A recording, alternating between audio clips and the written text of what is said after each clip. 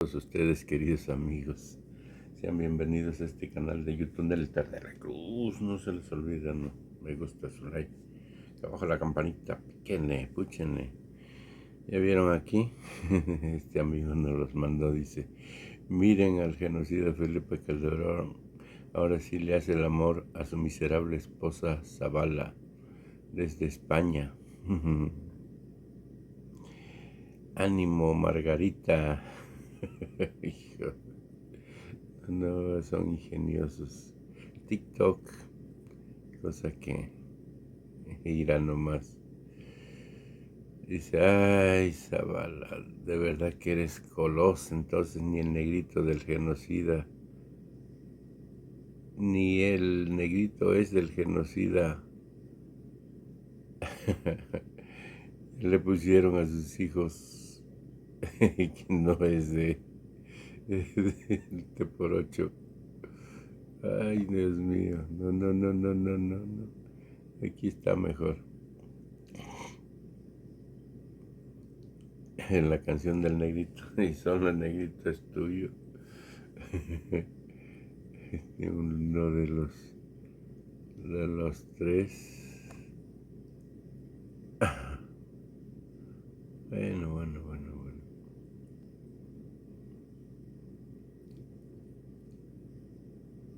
Ahí está.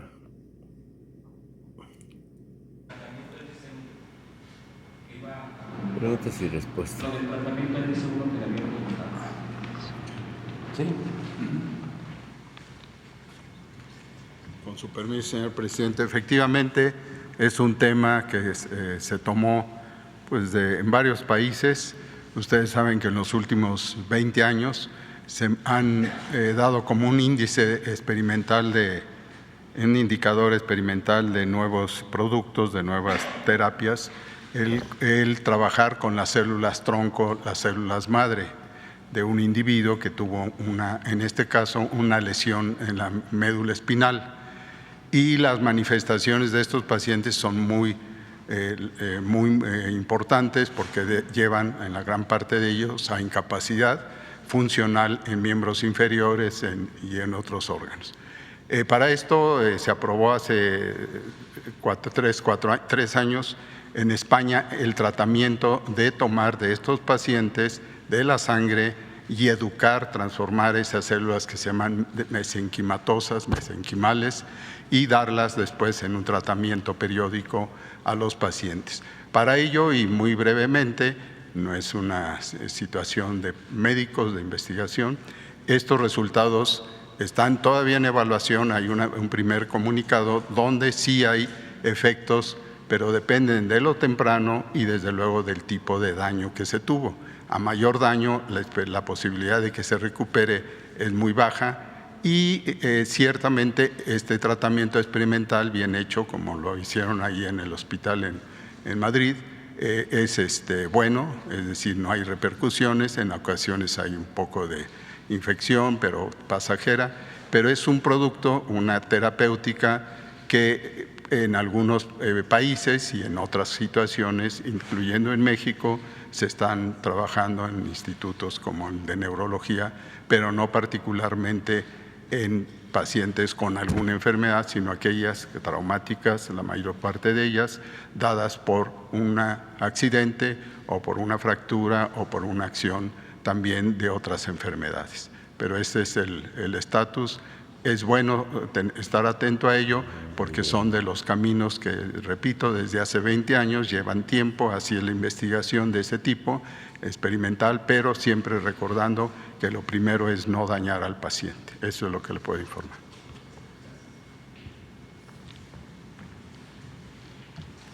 Bueno, quedaron pendientes Miguel Ángel, Francisco Javier y Óscar González. Y luego nos vamos con 3 mujeres, porque es 3 hombres. Muy buenos días, presidente. Miguel Arzate, del Sistema Público de Radiodifusión del Estado Mexicano, Canal 14, y también de la Mañanera 360. Preguntarle, presidente, ¿cómo avanza la adquisición de las 13 plantas de Iberdrola? ¿En qué paso se encuentra esta compra, preguntarle por qué se habla de que la adquisición de estas plantas podría representar o representa una nacionalización. Tenemos entendido que el secretario de Hacienda se encuentra afinando los detalles de esta compra. ¿Cuáles serían los más importantes? Y también preguntarle su opinión de las voces que señalan que Iberdrola se va de nuestro país por el acoso del gobierno. Este sería el primer tema, presidente, por favor. Bueno, mire, en efecto se han manifestado muchas opiniones. Nosotros consideramos que fue una muy buena decisión y creo que conveniente para las dos partes. Iberdrola inicia su actividad empresarial en México a partir de la privatización de la industria eléctrica. Es de las primeras empresas que Trajo el Borolas.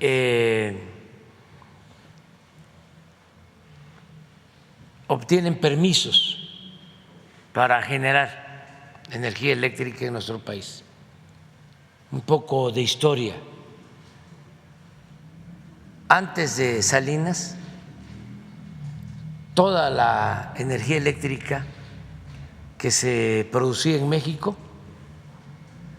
la generaba la Comisión Federal de Electricidad. De acuerdo a la Constitución, solo la Comisión Federal de Electricidad, el Estado, la Nación, podía llevar a cabo actividades de generación y de distribución y venta de la energía eléctrica. Cuando llega Salinas, hace una reforma a una ley secundaria, ni siquiera a la Constitución,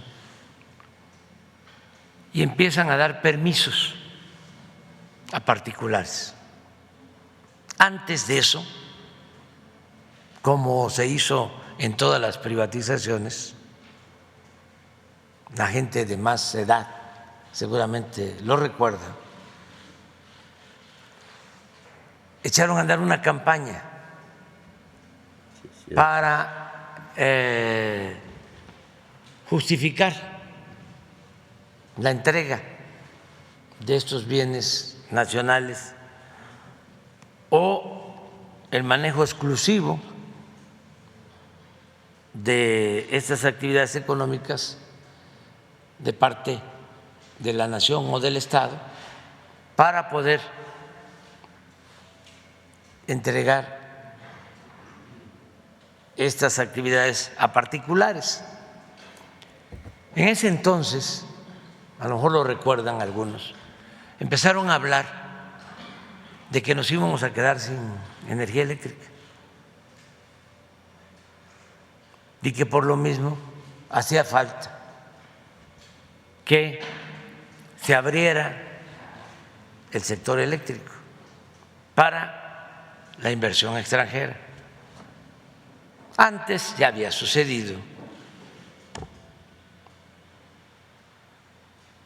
Cuando se entregó Teléfonos de México, hubo también una campaña de que era muy malo el servicio, como lo hicieron cuando iban a vender las líneas aéreas, que era muy malo el servicio de Mexicana, muy malo el servicio de Aeroméxico.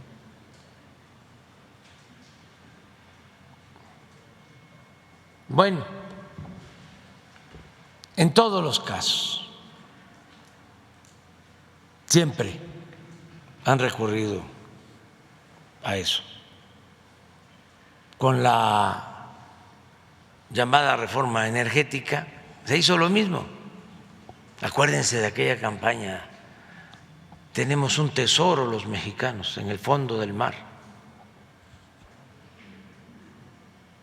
solo que no podemos extraerlo porque se necesitan cambios a la Constitución. Un tesoro en el fondo del mar, el petróleo. Pura mentira. Sí existe el petróleo en las aguas profundas, pero no iban por el petróleo de las aguas profundas, que dicho sea de paso cuesta mucho extraerlo. Iban sobre el petróleo que está en tierra y en aguas someras. Pero así prepararon, ¿no?, el terreno, todo con el uso de los medios que desde hace mucho tiempo ya no informan, sino manipulan. No todos, desde luego, ¿no?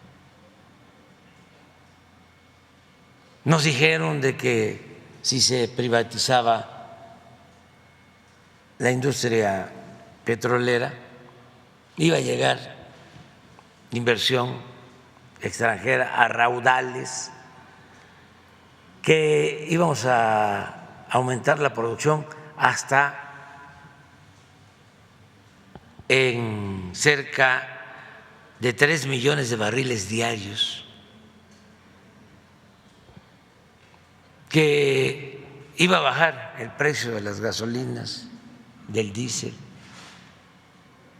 Todo eso, puras mentiras.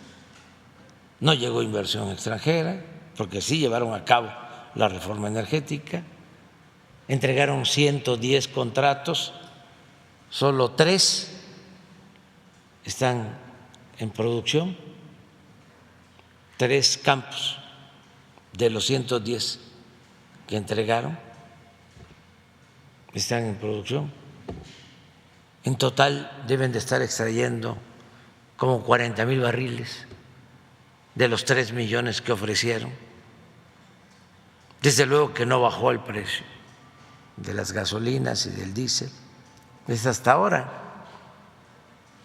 que paramos la privatización, las llamadas rondas, la entrega de las zonas petroleras, y estamos llevando a cabo una política distinta, buscando la autosuficiencia energética, en que podemos garantizar que no aumenten los precios, y están bajando, lo que no sucedió después de la reforma energética. En el caso de la industria eléctrica fue lo mismo, ofrecieron de que iban a bajar los precios de la luz y no, pero sí entregaron contratos para autoabasto, productores independientes, y ya con Zedillo pues se amplió esta política. Comenzó con Salinas, pero no se avanzó mucho. Yo creo que Iberdrola aparece con Zedillo, con Salinas es impulsada, porque acuérdense que el asesor económico de Salinas era Claudio X González, papá, y luego uno de los hijos se hizo socio en una planta de Iberdrola en Tamazunchale, San Luis Potosí, una que por cierto ahora ya se está adquiriendo, una de esas. Son 2 plantas ahí, Tamazunchale 1 y Tamazunchale 2. San Luis Potosí. Bueno, pues con Cedillo comienza. Por eso cuando hablan de chatarras, pues tomemos en cuenta que estas plantas,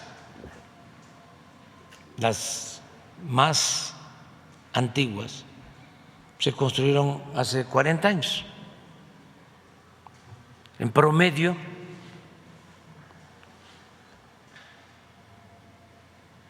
son 18 años de vida de estas plantas. Las más antiguas, 40 años. No sé si 18 o 28, creo que tenemos el dato, planta por planta, porque es importante que se conozca de cuándo datan estas plantas. Sí, papi, con cuidado. Sí, ya. Estoy tomando este café. Este parque de plantas, 13 plantas, 12 de ciclo combinado y una eólica, tienen un promedio de vida útil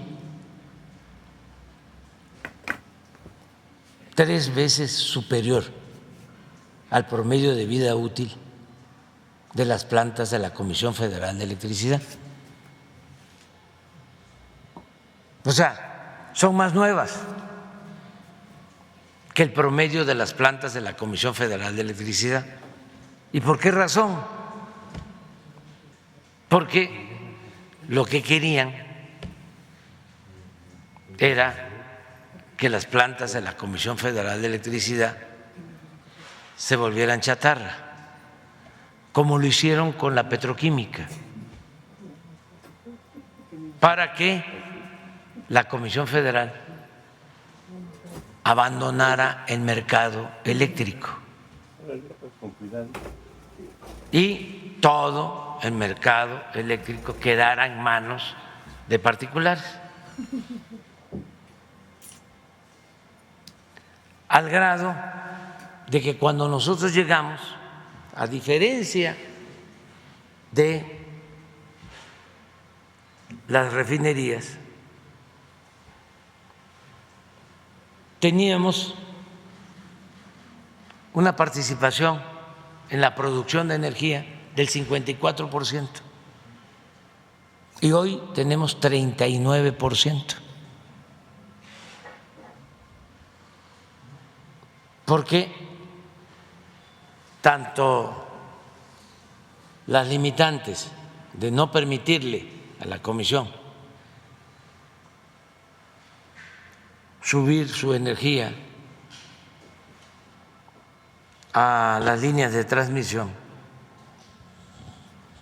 como la antigüedad de las plantas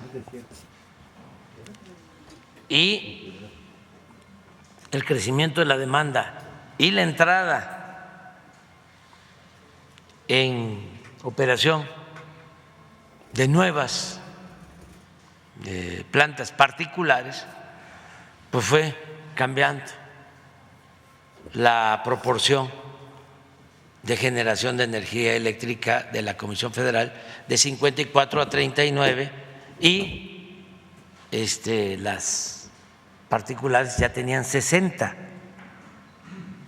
o ya tienen 60 hoy. Entonces, con la operación que llevamos a cabo,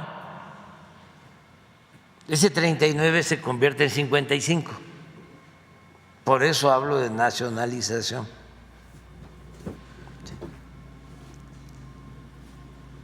Y con lo que estamos haciendo para el año próximo, calculamos que vamos a tener, aún con la antigüedad de algunas plantas de la Comisión Federal, vamos a llegar al 65% en toda la generación de energía eléctrica.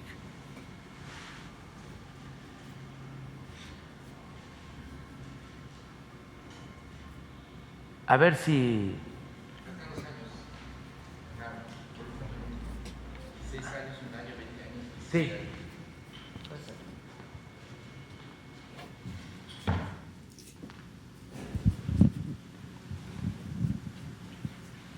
¿Cuándo iniciaron las operaciones comerciales?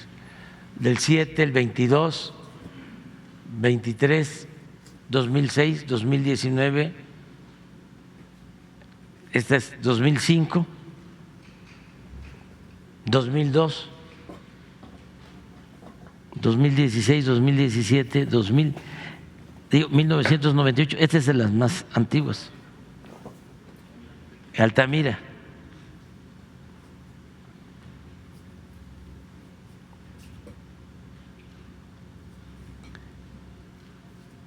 Entonces, no son chatarra. Hay una buena caricatura, pero no voy a ponerla aquí, de quiénes son los chatarras.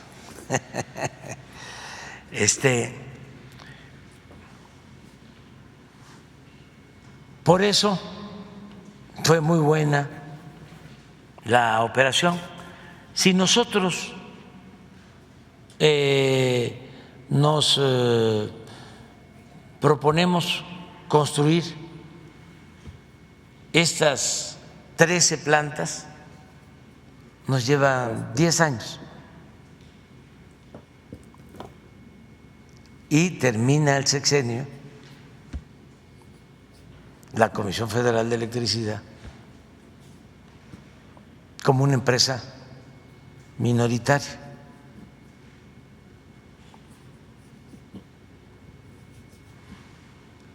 Entendemos que el secretario de Hacienda se encuentra afinando los detalles de la operación financiera. Sí. ¿Cuáles serán los pasos más importantes de esta operación financiera? En términos de mercado también, lo que se logró es una disminución en el precio. Si nosotros construyéramos las plantas, aún con la antigüedad, de un 30%.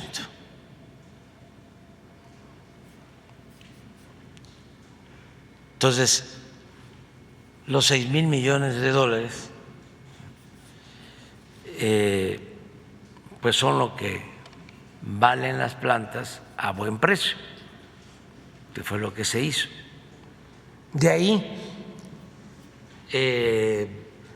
se tiene que hacer un descuento de alrededor de 700 millones de dólares, que es el pago por la operación,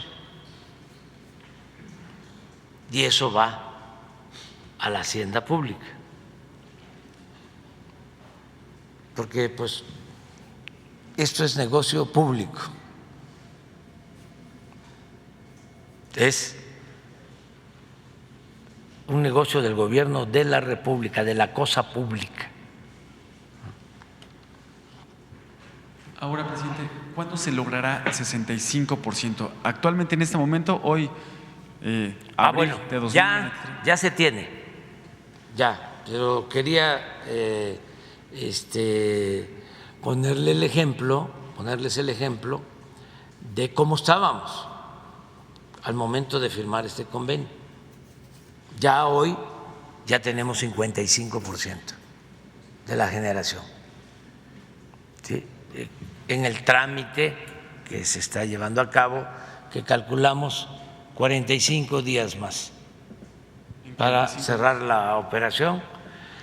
Quiero agradecer a los directores de esta empresa porque entendieron de que nosotros no íbamos a permitir la quiebra de una empresa pública. Y como el señor director el presidente del Consejo de Iberdrola, Sánchez Galán, lo expresó. Ellos entendieron de que hay una nueva circunstancia y que nosotros no compartimos el punto de vista de los tecnócratas y de los neoliberales de que la industria eléctrica tiene que quedar al mercado o la industria petrolera o la salud o la educación. No, estas son empresas estratégicas, porque esto es lo que nos permite a nosotros poder garantizar que no aumente el precio de la luz para los consumidores. Y tenemos que tener también mayoría en Pemex, porque el petróleo es de la nación, para que el petróleo sea palanca del desarrollo nacional y al mismo tiempo no aumenten los precios de los combustibles, porque esto perjudica al pueblo de México. Eso es lo mismo de la salud y de la educación. No son privilegios, son derechos. Entonces son concepciones distintas, porque ellos apostaron desde que se implantó la política neoliberal a dejar todo al mercado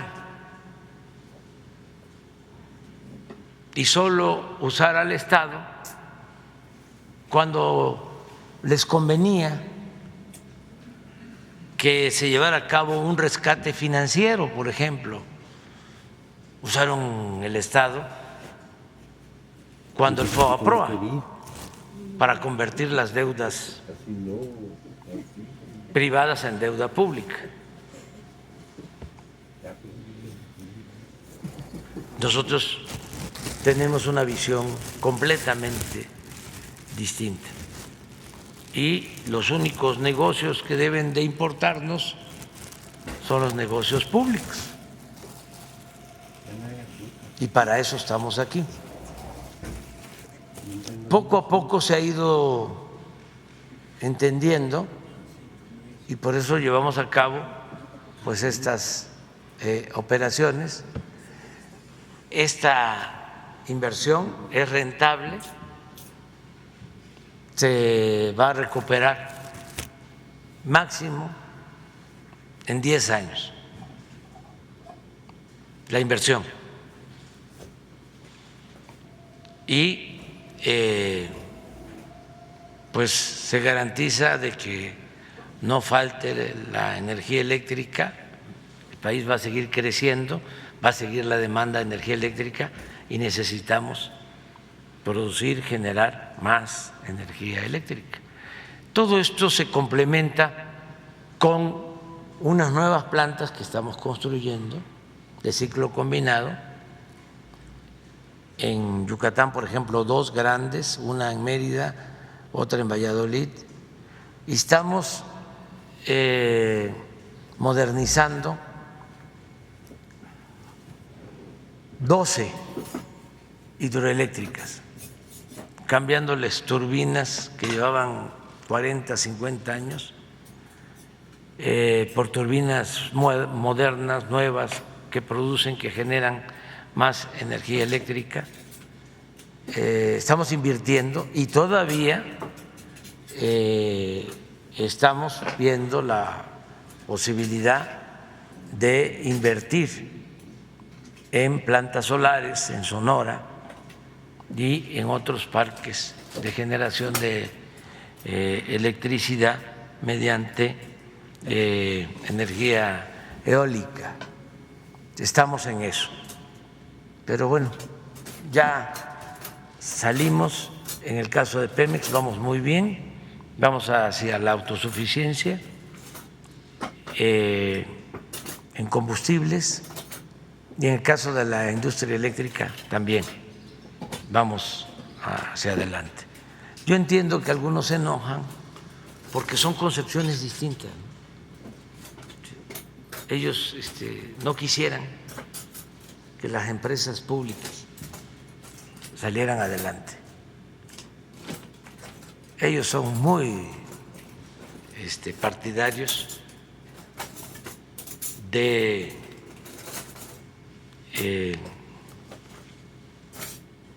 privatizar ganancias y socializar pérdidas.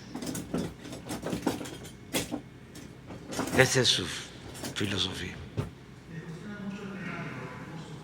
Del fondo, que según es un fondo privado y que se le va a pagar. No es la banca de desarrollo. Todo esto no podríamos hacerlo, también es muy interesante tu reflexión, si no tuviésemos finanzas públicas sólidas.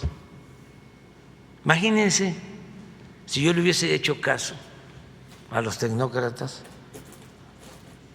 y a los grandes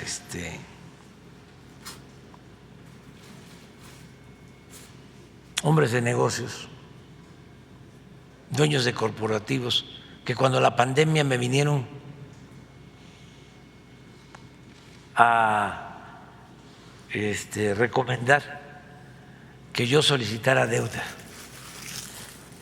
que yo endeudara al país, como lo hicieron casi todos los países, que ahora están padeciendo por eso. Querían deuda, querían un rescate, otro FOBAPROA.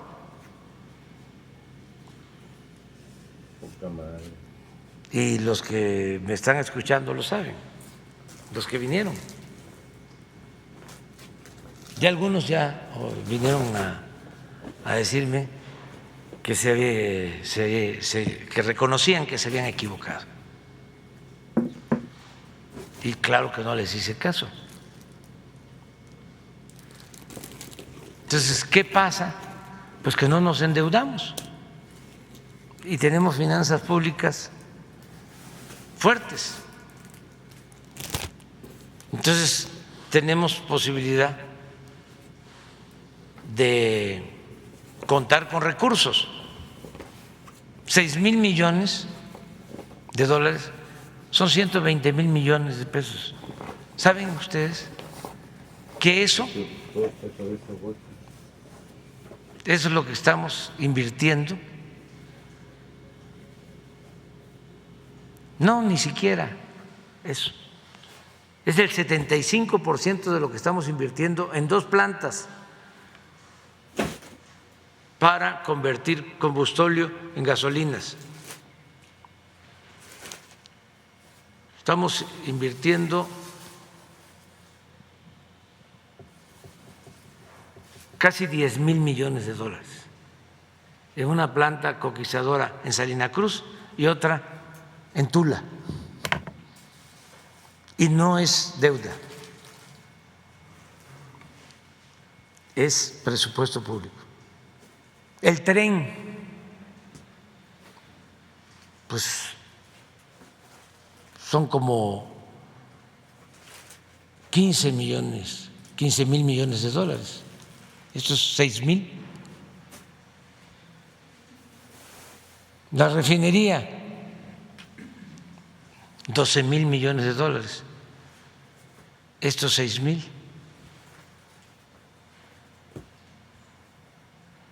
¿De dónde sale tanto dinero? Pues es que se robaban mucho dinero.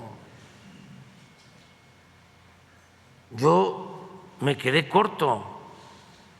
Desde que empezamos la lucha hace 30 años, vengo hablando de que el principal problema de México era la corrupción, pero cuando llegué a la presidencia,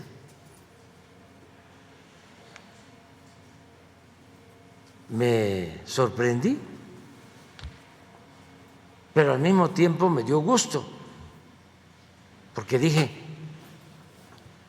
si terminamos con la corrupción, vamos a tener dinero para financiar el desarrollo del país. Con eso es suficiente y así lo estamos haciendo. Ayer me mostraba un estudio, Jesús, de un análisis de unos especialistas sobre lo que hemos ahorrado, según ellos, en el plan de austeridad, no permitiendo los lujos en el gobierno. Y creo que ellos calculaban 200,000 millones de pesos. Pero es muy sencillo de explicar. Cuando llegamos aquí, en el 18, lo tengo que estar repitiendo porque ni modo que lo vaya a publicar el Reforma. La presidencia ejercía un presupuesto de 3,600 millones de pesos, 3,600 millones de pesos. Y el año pasado ejercimos 550 millones de pesos. Pero así todo.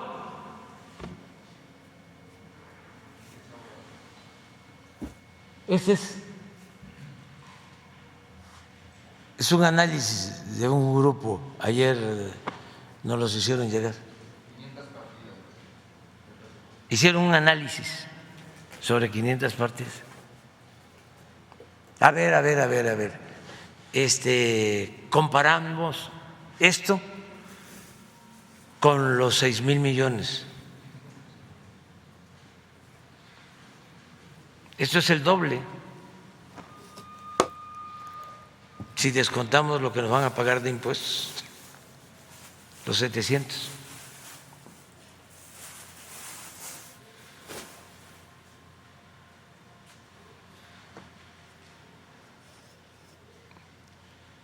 Toda la privatización de la industria eléctrica está aquí.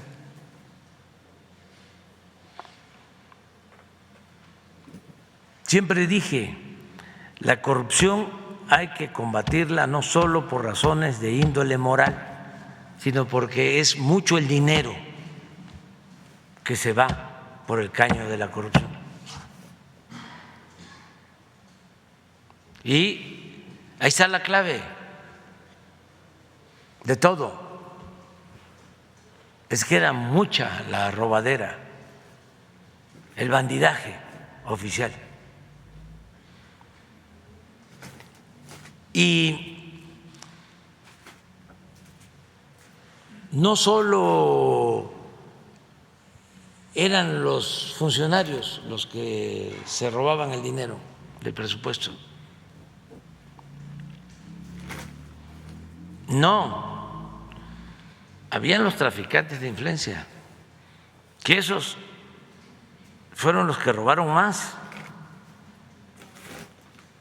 porque los funcionarios los tenían de empleados, a esos los maiciaban. Bien maiciados. Y el gobierno estaba al servicio de una pandilla de saqueadores, una pandilla de rufianes, una banda de malhechores. Bien, presidente. Eso era lo que sucedía. Entonces, ahora se extrañan. Ahorita que estamos hablando de las drogas, a lo mejor ustedes no saben, pero me pasó ayer el director de COFEPRIS, que están haciendo la investigación.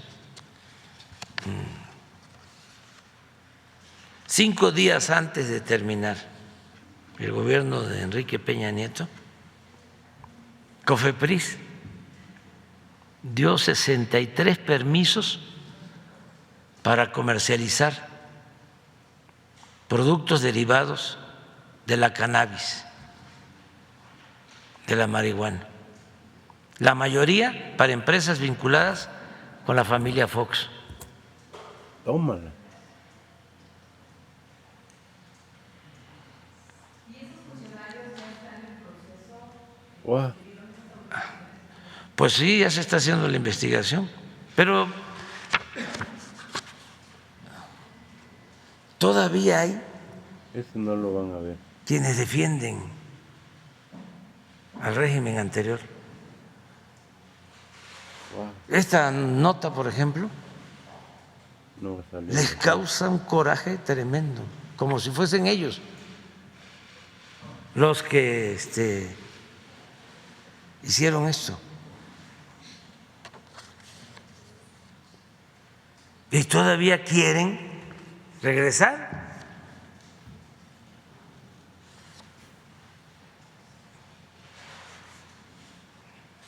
Entonces tú me preguntas, ¿no? ¿Y ya hicieron la denuncia penal? ¿Y esos funcionarios ya fueron castigados? No, si apenas ayer me informaron. Es que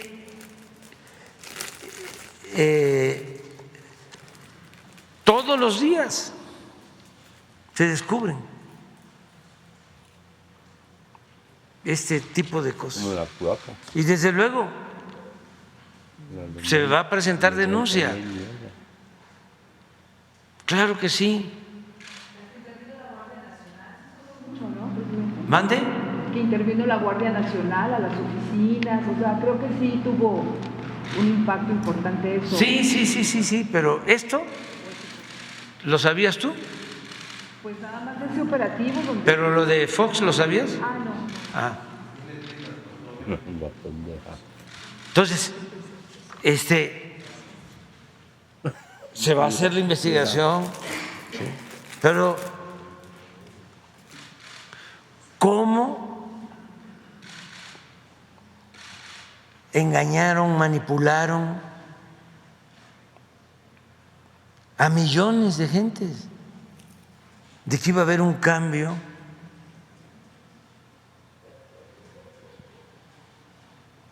Y no quieren dar su brazo a torcer, no aceptan que es de sabios cambiar de opinión, ahí siguen.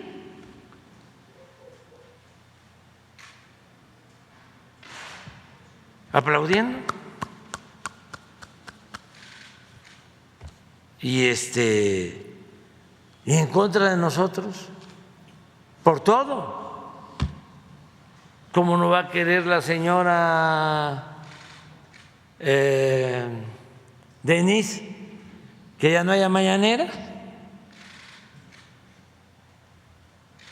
Para que no se esté sacando la podredumbre. Les molesta, Todos los porque días ellos levantando la de cloaca. una u otra forma, si no legitimaban estas cosas con su aparente oposición, mejor dicho, con la simulación, lo que hicieron fue posponer, mediatizar el cambio. Es que se va a ver, es que les estoy dando a ustedes la noticia, o sea, y todavía quieren, o sea, sí, no les miento, ayer me informó el director de COFEPRIS, porque habían sótanos ahí en COFEPRIS.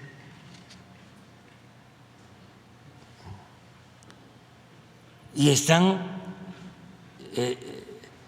descubriendo cosas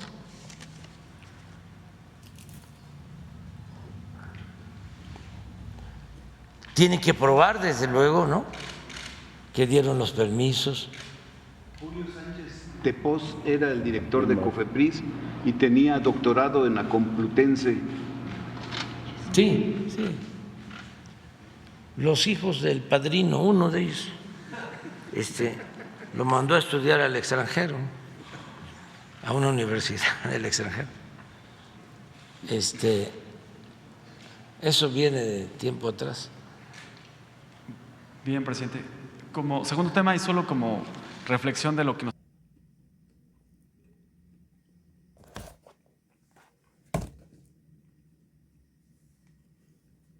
Pues ahí está la noticia. El marihuanillo de Fox pidió que le dieran los permisos